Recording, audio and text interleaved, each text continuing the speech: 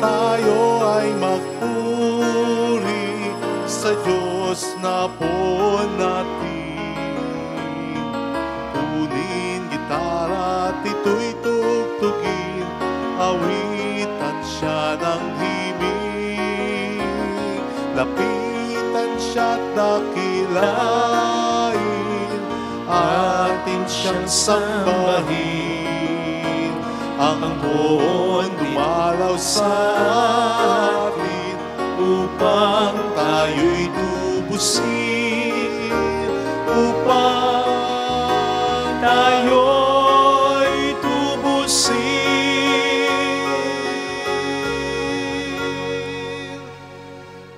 Sa ngalan ng Ama at ng Anak at ng Espiritu Santo. Amen. Sumayin niyo po ang Panginoon. At sumayo rin. Ang Huwebes, pagkatapos ng Pentecostes, ay inilaan ng simbahan upang maging kapistahan ng ating Panginoong Jesucristo bilang walang hanggan at dakilang pare.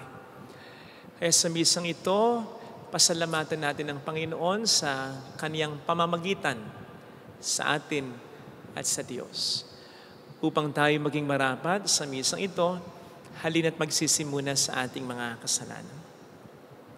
Tayo pong lahat, inaamin ko sa makapangyarihang Diyos at sa inyo mga kapatid, na lubha akong nagkasala sa isip, sa salita at sa gawa, at sa aking pagkukulang. Kaya sinasamo ko sa mahal na Birheng Maria, sa lahat ng mga anghel at mga banal, at sa inyo mga kapatid, na ako'y panalangin sa Panginoong ating Diyos. Kaawaan tayo na mapagmahal na Diyos, patawarin sa ating mga sala, at patnubayan hanggang sa buhay na walang hanggan. Amen. Panginoon, kaawaan mo kami. Panginoon, kaawaan mo kami. Kristo, kaawaan mo kami. Kristo, kaawaan mo kami. Panginoon, kaawaan mo kami. Panginoon, kaawaan mo kami.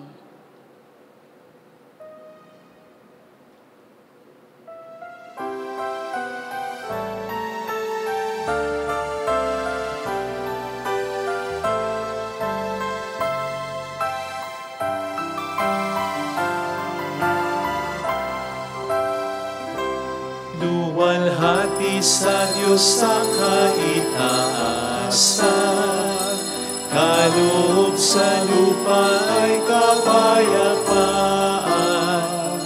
Pinupuri ka't ipinagdarangal, sinasamba ka langit sa dakila mong kaluwalhatian. Panginoon naming Diyos, Hari ng langit, Amang makapangyarihan, Panginoong Jesucristo, bugtong na anak ng Diyos, Kordero ng Ama.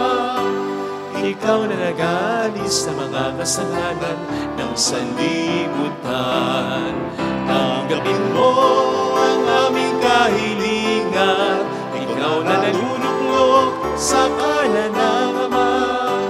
Maawa ka sa amin, ikaw lamang ang banal, Panginoong Jesucristo, kasama ng Espiritu, sa luwalhati ng Ama.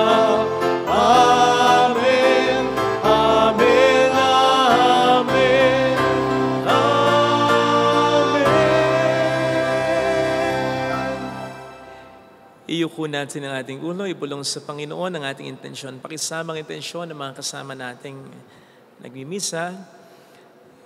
Ganyan din ang mga tumutulong sa ating simbahan. Pagdasal natin ang mga may sakit at ang mga kababayan natin nagtatrabaho sa ibang bayan para sa kanilang pamilya. Manalangin tayo. Ama naming makapangyarihan, hinirang mo ang iyong bugtong na anak na maging kataas-taasan at walang hanggang pari para sa iyong kalawalhatian at para sa aming kaligtasan. Marapatin mong sa pagkakaloob ng Espiritu Santo ang iyong mga hinirang na mga lingkod at katiwala ng iyong mga misteryo ay makatupad ng may matapang o na may katapatang lubos sa atas ng paglilingkod na kanilang tinanggap sa pamamagitan ni Jesucristo. Kasama ang Espiritu Santo magpasa walang hanggan. Amen. Ang salita ng Diyos mula sa sulat sa mga Hebreo. Bawat saserdote ay nakatayong naglilingkod araw-araw at naghahandog ng iyon at iyon ding mga hain. Subalit hindi makapagpapawi ng kasalanan ang mga haing iyon. Ngunit si Kristo ay minsan lamang naghandog dahil sa mga kasalanan. At ito'y sapat na. Pagkatapos, lumulok siya sa kanan ng Diyos at naghihintay siya roon hanggang sa lubusang pasukuin sa Kanya ng Diyos ang Kanyang mga kaaway. Sa makatuwid, sa pamamagitan ng isa lamang paghahandog ay Kanyang pinapaging banal, magpakailanman ang mga nililinis niya. Ang Espiritu Santo'y nagpapatutuo rin sa atin tungkol dito. Unay, sinabi niya, ito ang aking magiging tipan sa kanila pagdating ng mga araw na iyon. Sabi ng Panginoon, iuukit ko sa kanilang puso ang aking mga utos at itatanim ko ang mga ito sa kanilang mga isip. At kanya ring sinabi pagkatapos, hindi ko na alalahanin pa ang kanilang mga kasalanan at mga kasamaan, sapagkat ipinatawad na ang mga kasalanan at hindi na kailangan pang maghandog dahil sa kasalanan. Ang salita ng Diyos. Salamat sa Diyos. Ika'y paring walang hanggan, katulad ni Melchizedek. Ika'y paring walang hanggan, katulad ni Melchizedek. Sinabi ng Poon, sa hari ko'y Panginoon, maupo ka sa kanan ko, hanggang ang kaaway mo ay lubos na mapasuko, pagkat iyong matatalo. Ika'y paring walang hanggan, katulad ni Melchizedek. Magmula sa dakong Siyon, ay palalawakin niya ang lupaang iyong sakop. At lahat ng kaaway mo'y sakupin at pagharian, gayon ang kanyang utos. Ika'y paring walang hanggan, katulad ni Melchizedek. Sasamahan ka ng madla kung dumating ang panahon, lusubin ka ng kaaway, magmula sa mga bundok, lalabas at sasamahan ka ng mga kabataan. Ika'y paring walang hanggan, katulad ni Melchizedek.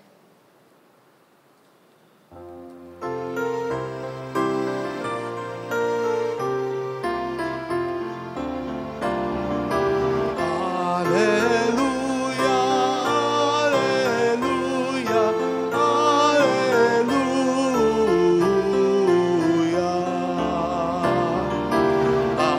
Alleluia, alleluia, alleluia.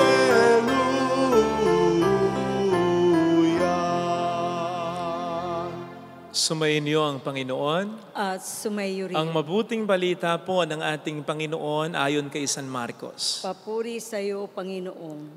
Samantalang sila'y kumakain, dumampot ng tinapay si Jesus at matapos magpasalamat sa Diyos, ay kanyang pinaghati-hati at ibinigay sa mga alagad. Kunin ninyo, ito ang aking katawan, wika niya. Hinawakan niya ang kalis at matapos magpasalamat ay ibinigay sa kanila at uminom silang lahat. Sinabi niya, ito ang aking dugo ng tipan, ang dugong mabubuhos dahil sa marami. Sinasabi ko sa inyo, hindi na ako iinom ng alak na mula sa ubas hanggang sa araw na inumin ko ang bagong alak sa kaharian ng Diyos. Mga kapatid, ang mabuting balita ng Panginoon. Pinupuri ka namin, Panginoong Hesukristo.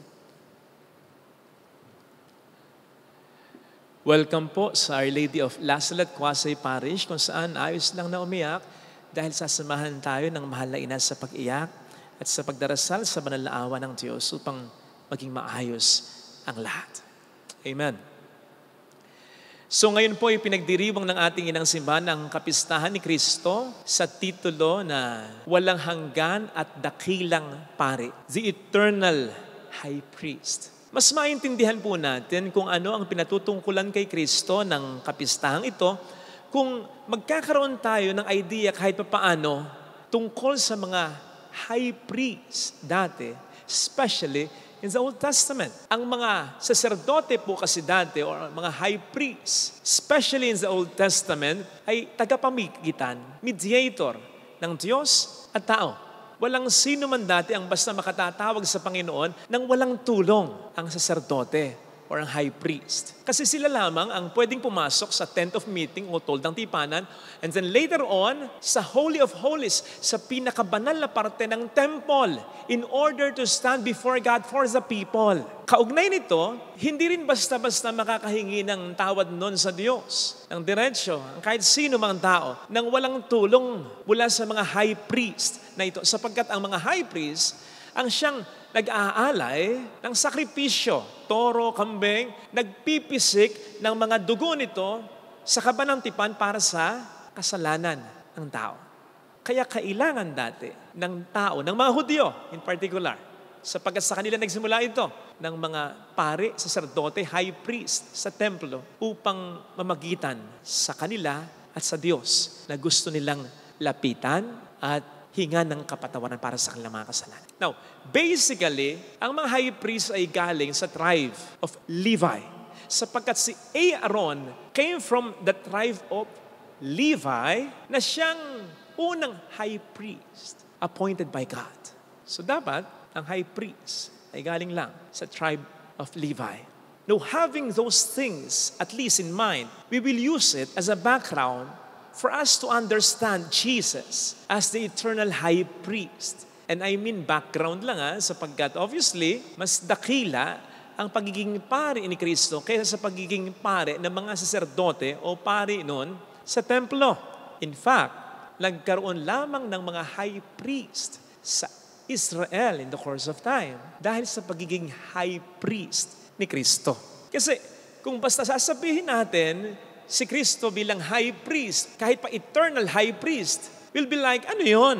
Kung wala naman tayong idea ng pagiging high priest. Di ba? So my point is, minarapat ng Diyos na magkaroon ng Israel ng high priest and for those high priests to function according mismo sa kanyang instruction para maintindihan natin ang pagiging high priest ng Panginoon. And so it wasn't like nagkaroon ng mga high priest sa Israel and God was like, okay yung idea. Okay yung ginagawa nila. Mediator, tagapamagitan ko at ng aking bayan. Gayahin ko nga yan. Gawin kong high priest din. Bigyan ko ng title na high priest ang aking anak na si Jesus. It wasn't that way. Because that would appear that God was just catching up with history. But God is the God of history. Alam na niya kahit di pa nangyayari and He has control over history.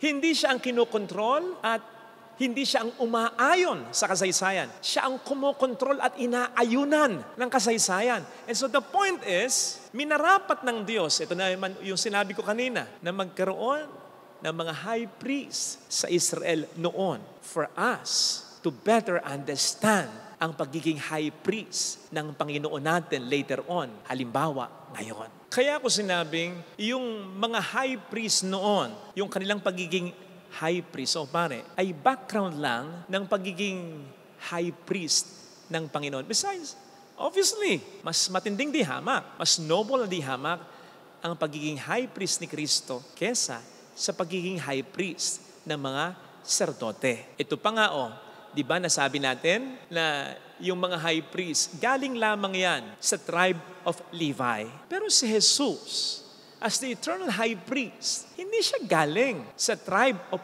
Levi. In fact, siya ay galing sa tribe of Judah. So, paano natin yan mare-reconcile para sabihin si Kristo ay totoong high priest unless mapapatunayan natin na ang pagiging pare ni Kristo ay higit pa talaga sa pagiging pare ng mga saserdote sa templo. At mapoprovide po sa atin yan ng letter to the Hebrews kung saan kinuha ang ating unang pagbasa. Sapagkat sa letter to the Hebrews, sasabihin doon, at tulad ng sinasabi ngayon sa ating salmo, that the priesthood of Jesus was from the priesthood of Melchizedek. Si Melchizedek, sangayon sa letter to the Hebrews, ang siyang misteryosong karakter na nagpakita kay Abraham in the Old Testament ayon sa aklat ng Genesis. Na kung saan sa kanilang pagkikita, nagbigay ng tithe si Abraham kay Melchizedek. At si Melchizedek, binless niya si Abraham according to the Jewish traditions. And obviously din naman, yung nakabababa ang magbibigay ng tithe sa nakatataas. In that case, nakabababa si Abraham kumpara kay Melchizedek na nakatataas. At according then sa kanilang tradition, yung nakatataas ang siyang magbe-bless sa nakabababa. Si Melchizedek ang nag-bless kay Abraham. That's the other way around. So, si Melchizedek ang mas mataas kay Abraham. So, bakit po natin inuunawa yan? Kasi ang tribe of Levi at tribe of Judah ay parehong galing yan kay Abraham. So kung ang pagiging pari ni Kristo ay galing sa order ni Melchizedek, sa linya ni Melchizedek, this clearly tells us na mas matindi, mas noble, mas dakilang di hamak ang kanyang pagiging pari kaysa sa pagiging pari ng mga saserdote dati sa templo. Bakit nga si Kristo bilang dakilang pari natin ay hindi lamang nag-alay ng kung ano, siya ang alay mismo. Hindi lamang siya nagsakripisyo ng kung ano, siya ang sakripisyo mismo. At hindi lamang siya nagbubo ng kung anong dugo, kundi dugo niya mismo. Making therefore His sacrifice a perfect one, reconciling us fully with God. Sapagkat Diyos siya, hindi lamang naman siya tao, di ba? Kaya't ang sakripisyo din niya para sa ating mga kasalanan ay ganap na. Tulad ng sinasabi sa ating unang pagbasa. At pag sinabing ganap na, kumpleto na, perfect na, hindi na kinakailangang ulit-ulitin pa. I quote, "Hindi ko naaalalahanin pa ang kanilang mga kasalanan at mga kasamaan," sabi ng Panginoon, "sapagkat pinatawad na ang mga kasalanan, kaya hindi na kailangan pang maghandog dahil sa kasalanan." Ewan ko po pero para sa akin, baka ito rin ang isa sa ibig sabihin ng Jesus sits at the right hand of God. Kasi He has already made that perfect sacrifice. Yung mga saserdote kasi noon, hindi makaupo-upo. And you can interpret that literally, because they had to offer sacrifices continually since their sacrifice wasn't perfect. Yung sakripisyo, hindi talaga nakapag-aalis, kundi band-aid solution lamang, pansamantalang solution lamang sa kasalanan ng mundo. At hindi ganon ang sakripisyong ibinigay ni Kristo. His sacrifice was perfect. And He was as if telling us, or is telling us right now, wag na kayong mag-alala, wag na kayong magpakahirap pa. Kayo'y pinatawad ko na. Tapos na. Nangyayari na. Mission accomplished na. Ito po ngayon ang ating ipinagdiriwang at ipinagpapasalamat na hindi na kinakailangan pang tayo maghirap in order for us to become right with God.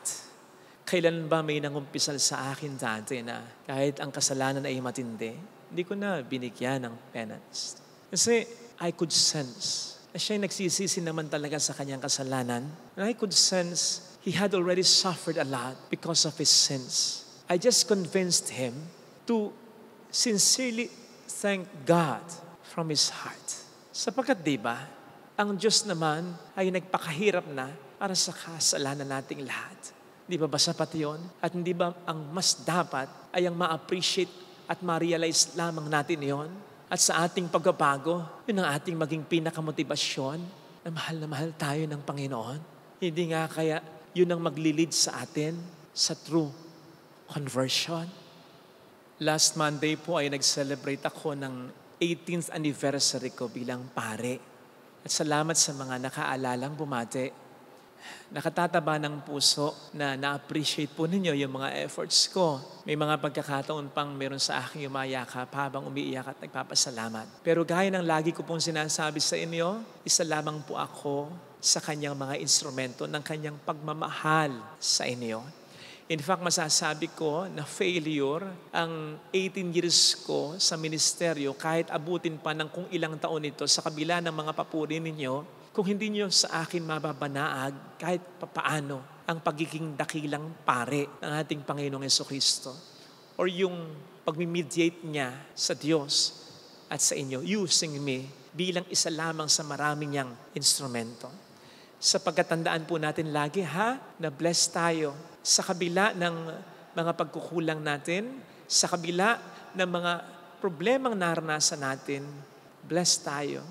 At yan ay hindi dahil sa effort natin o ng kung sino, kundi sa ginawa na para sa atin ng ating Panginoong Jesucristo. Sana sa tuwing tayo ay nagsisimba, lalo pat kapag consecration na at itinataas na ang katawan at dugo niya, ito ang ating naalala upang ang bawat misa ay maging tunay na pagkapasalamat talaga sa pagiging dakilang at walang hanggang pari niya na pinagmumulan mula pa noon hanggang ngayon ng ating mga tinatamasang biyaya. Amen. Lagay natin ang ating kanang kamay sa tapat ng ating puso.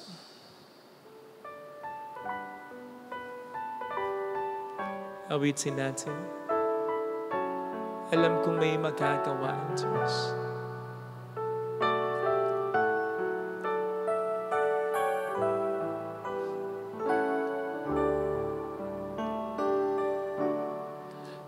Alam kong may magagawa ang Diyos. Alam kong may magagawa ang Diyos.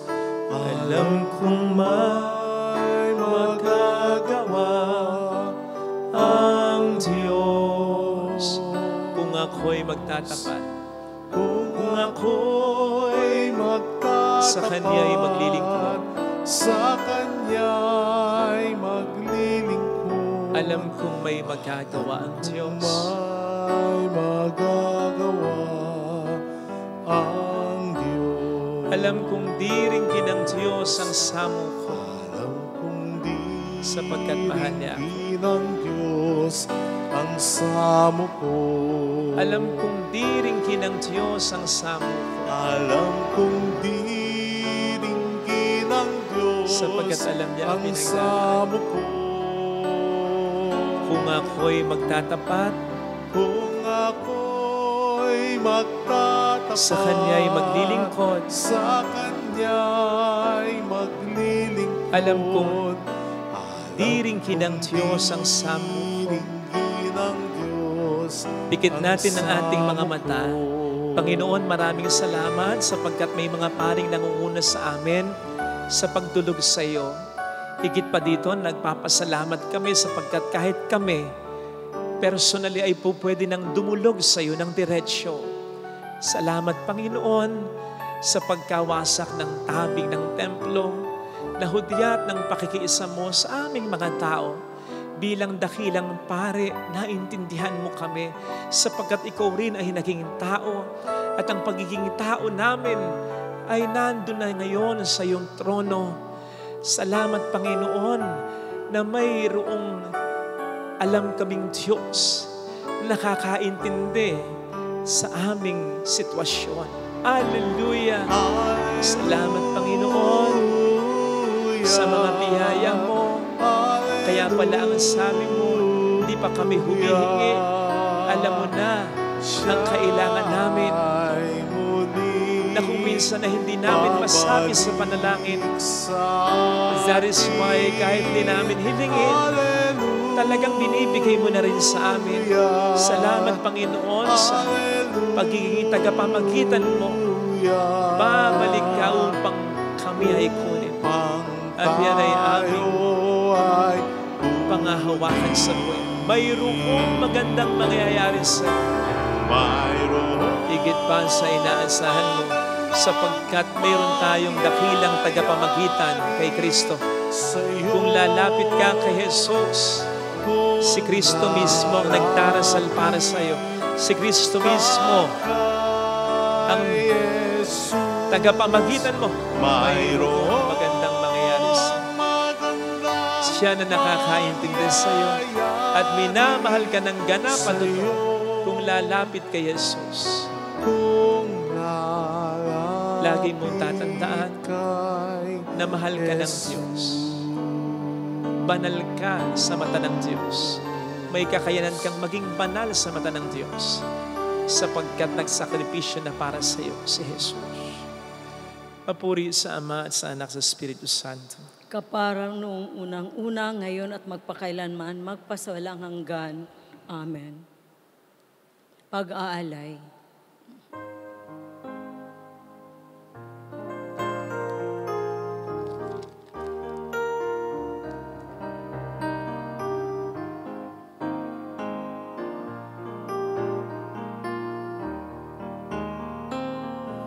Sa nagtitiwala, iyong patnubay, ang dumaraing iyong tinutugon. Sa'yo'y tiwala sa dilim ng buhay, sa'yong biyaya naging malaya. Sa palad mo inihahandog ng buhay. Sa palad mo habili ng puso, Panginoon, gabay at pag-asa, sa'yo'y handog aming pag-ibig. Manalangin tayo, pang ating handog ay maging kalugod-lugod sa Diyos sa mga makapangyarihan. Tanggapin nawa ng Panginoon itong paghahain sa iyong mga kamay, sa kapurihan niya at karangalan, sa ating kapakinabangan at sa buong sambayanan niyang madami. Ama naming lumikha, ang aming tagapamagitan si Hesus Kristo ay siya nawang tumulong sa amin upang maging kalugod-lugod sa iyo ang aming mga handog na ito, at kami rin naman ay gawin mong kalugod-lugod na hain sa iyo sa pamamagitan ni Hesus Kristo. Kasamang Espiritu Santo magpasa walang hanggan. Amen. Sumaini po ang Panginoon. At sumayo Itaas sa rin. Diyos ang inyong puso at diwa. Itinaasa namin sa Panginoon. Pasalamatan ng Panginoong ating Diyos. Marapat na siya ay pasalamatan. Ama naming makapangyarihan, tunay ang marapat na ikaw ay aming pasalamatan sa pamamagitan ni Hesus Kristo na aming Panginoon. Sa paglukob ng Espiritu Santo, ang iyong anak ay naging lingkod mo upang maihain ang bagong tipang walang hanggan, at ang pagganap nito'y mapasa iyong sambayanan. Tinatampok niya kaming sambayanan mo upang kami makapaglingkod sa iyo. Ipinamanan niya ang kanyang ginampanan sa mga hinirang at pinatungan ng mga kamay. Sa pagkasalo sa huling hapunan, ang paghahain ng anak mong muling nabuhay ay pinangunguluhan ng mga hinirang para magmalasakit sa iyong angkang. Dinudulutan ng salita mo at pagkaing bumubuhay. Kaya kaisa ng mga anghel na nagsisiawit ng papuri sa iyo ng walang humpay sa kalangitan, kami nagbubunyi sa iyong kadakilaan. Santo, Santo, Santo, Panginoong Diyos ng mga hukbo, napupuno ang langit at lupa ng kadakilaan mo, Hosana sa kaitaasan. Pinagpala ang naparito sa ngalan ng Panginoon, Hosana sa kaitaasan. Ama naming banal, ikaw po ang bukhal ng tanang kabanalan, kaya't sa pamamagitan ng iyong Espiritu, gawin mong banal ang mga kaloob na ito upang para sa amin ay maging katawan at dugo ng iyong anak na aming Panginoong Hesukristo. Bago niya pinagtiis ang kusang loob na maging handog, ginawa kaniya ang tinapay, pinasalamatan kaniya, pinaghati-hati niya iyon, iniabot sa kaniyang mga alagad at sinabi, tanggapin ninyong lahat ito at kanin. Ito ang aking katawan na ihahandog para sa inyo.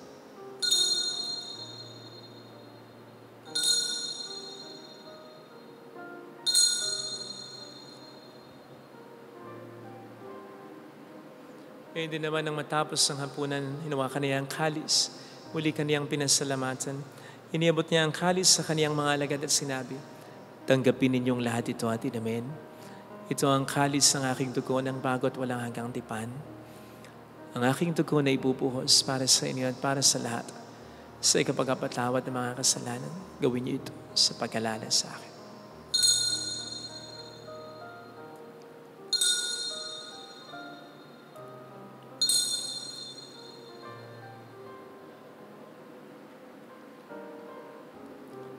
Ipagbunyi natin ang misteryo ng ating pananampalataya. Si Kristo'y namatay, si Kristo'y nabuhay, si Kristo'y babalik sa wakas ng panahon. Ama, ginagawa namin ngayon ang pag-alaala sa pagkamatay at muling pagkabuhay ng iyong anak, kaya inialay namin sa iyo ang tinapay ng buhay at ang kalis ng kaligtasan. Kami po'y nagpapasalamat dahil kami iyong minarapat na tumayo sa harap mo para maglingkod sa iyo. Isinasamo namin kami na magsasalo sa katawan at dugo ni Kristo ay mabuklod sa pagkakaisa sa pamamagitan ng Espiritu Santo. Ama, lingapin mo ang iyong simbahang laganap sa buong daigdig. Puspusin mo kami sa pag-ibig. Ay San Francisco na aming Papa, ni Dennis na aming Obispo at ang Tanang Kaparian. Alalahanin mo mga kapatid naming nahimlay nang may pag-asang sila'y muling mabubuhay, lalo ng aming mga ipagdarasal. Saglit nating alalahanin ang ating mga minamahal na yumao. Kaawaan mo sila at patuloyin sa iyong kaliwanagan. Kaawaan mo at pagkingtapatin kaming lahat na makasalo sa iyong buhay na walang wakas. Kaysa ang mahal na Birhen ng Lasalet, ang ina ng Diyos. Isanusay ang kabiyak ng kanyang puso lahat ng mga banal na namuhay dito sa daigdig ng kalugod-lugod sa iyo. May pagdiwang naman namin na pagupuri sa ikararangal mo sa pamamagitan ng iyong anak at sa aming Panginoong Hesukristo. Sa pamamagitan ni Kristo kasama niya at sa Kaniya, ang lahat ng parangal, papuri ay sa iyo, Diyos samang makapangyarihan, kasama ang Espiritu Santo magpa sa walang hanggan. Amen. Tumawag tayo sa Ama.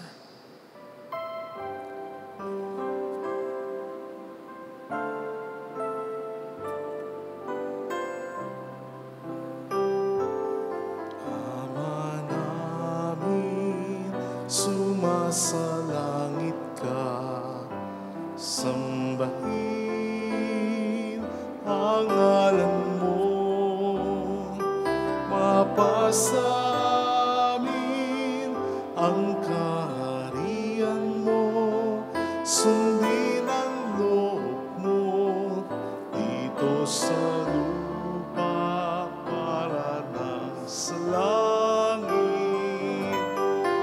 Bigyan mo kami ngayon ng aming kakanin sa araw-araw at patawarin mo kami sa aming magkasala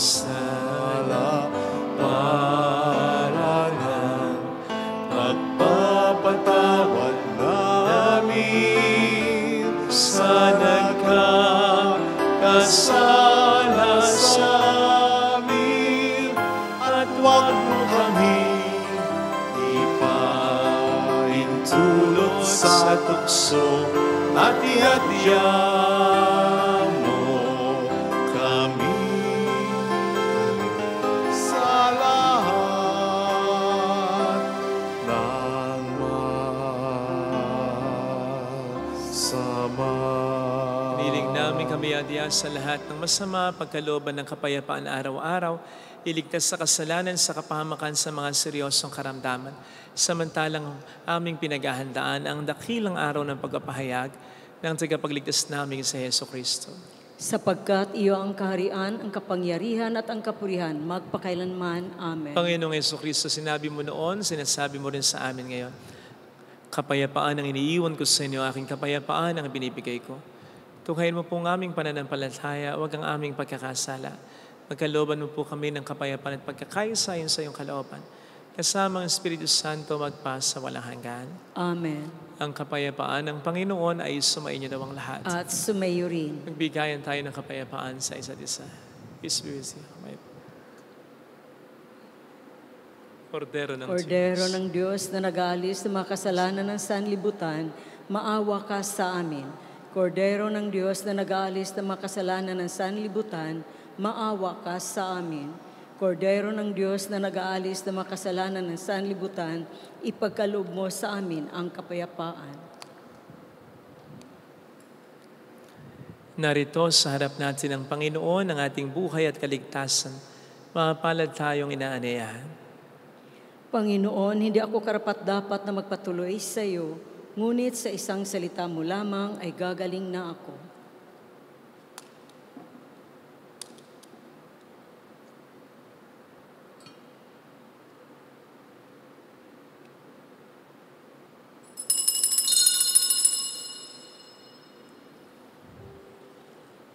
Panalangin para sa espiritual na pakikinabang. Panginoong Hesus, ako ay naniniwala na ikaw ay nasa kabanal-banalang sakramento. Iniibig kita ng higit sa lahat at ninanasa kong tanggapin ka sa aking kaluluwa. Sapagkat sa mga sandaling ito, hindi kita matatanggap sa sakramento. Tumuloy ka sa espiritu sa aking puso. Niyayakap kita na para bang naririto ka na. Inaalay ko ng buong buo ang aking sarili sa iyo. Huwag mong hayaang mawalay ako sa iyo. Amen.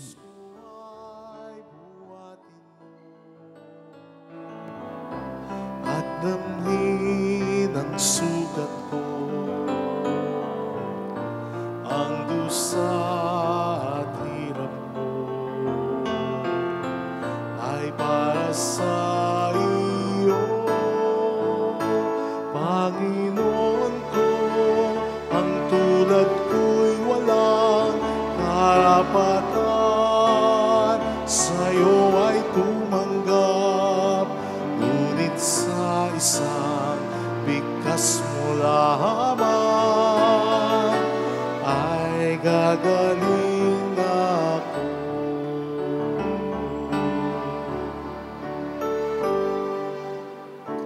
Tupa ko'y pakanin mo, aral ko'y ikalat mo, sala'y patawarin mo. Sa pangalan ko, di ka nalila ko. Ikaw ay kaibigan ko, sa aking lapit mo. Ang lahat ng tao,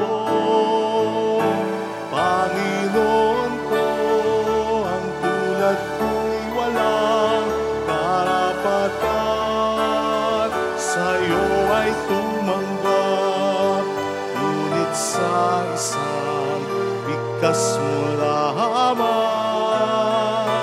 ay gagaling ako. Ay gagaling ako. Manalangin tayo. Ama naming mapagmahal, magdulot nawa sa amin ang ibayong buhay, ang banal na paghahain na aming ipinagdiwang at tinanggap, upang sa aming matibay na bigkis ng pagmamahal sa iyo, kami manatiling nagbubunga na magtatampok sa amin sa buhay na walang hanggan sa pamamagitan ni Jesucristo, kasama ang Espiritu Santo magpasa walang hanggan. Amen. Holy God, Holy Mighty One, Holy Immortal One. Have mercy on us and on the whole Holy world. God, Holy Mighty One, Holy Immortal One. Have mercy on us and on the whole Holy world. God, Holy Mighty One, Holy Immortal One. Have mercy on us and on the whole world. Jesus, King of mercy, We trust in you. alalahanin, o mahal na Birhen ng Lasalet, ina ng pag-asa, ikaw ang nagpapala sa aming magbalik loob sa Ama. Ito ang nagpapatunay na ang kagandahang loob mo'y nanatiling busilak. Sa pag-aaruga mo sa amin, tungkulin mo'y tinupad. Sa paanan ni Kristo'y tinuring mo kaming mga tunay mong anak. Kaya ninais mong ni isa'y huwag mapahamak. Maging sa iyong walang tigil na pananalangin, pati luhay pumatak. Huwag naman mawala ng saysay ang iyong paghihirap. Hilingnawa namin sa iyo, o aming inang liyag, na matapos ang pakikibaka namin sa mundong ito at sa pananatili naming tapat kay Kristo, sa kapurihan mo'y makibahagi kaming ganap, upang kung nasaan ka ngayon ay maparoon din kaming lahat, at ang kaganapan ng kalwalhatian ng Diyos tuluyang matupad. Siya nawa. Mahal na Birhen ng Lasalet, tagapagkasundo ng mga makasalanan. Panalangin mong walang patid kami mga dumudulog sa iyo. Maraming salamat po sa inyong pakikisa at sa pagbibigay nyo sa amin ng tulong sa mga nagpapadala through our GCash and bank account. Salamat po sapagkat patuloy po kaming nakapagpapagawa. Ngayon po ang pinapagawa or ipapagawa natin, nag-iipon pa po tayo, ay ang mga chapels po sa paligid natin. Well, not to mention, yung marami na rin po natutulungan na mga tulong na binibigay po ninyo. Maraming salamat po sa inyo. Sumayin niyo ang Panginoon. At sumayo rin. Palain kayo kasama ang ating pamilya ng mapagmahal na Diyos. Ng Ama at ng Anak at ng Espiritu Santo. Amen. Umayo tayo sa kapayapaan ni Kristo. Salamat sa Diyos. Thank you rin po.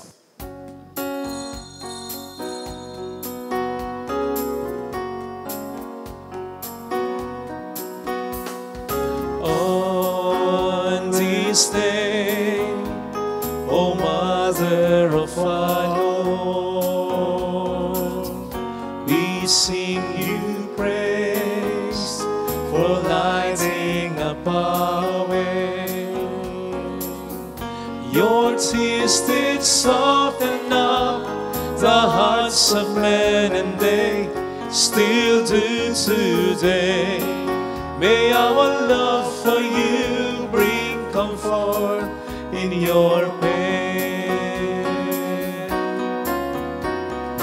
On this day, O Mother of our Lord, we sing you praise for lighting up our way.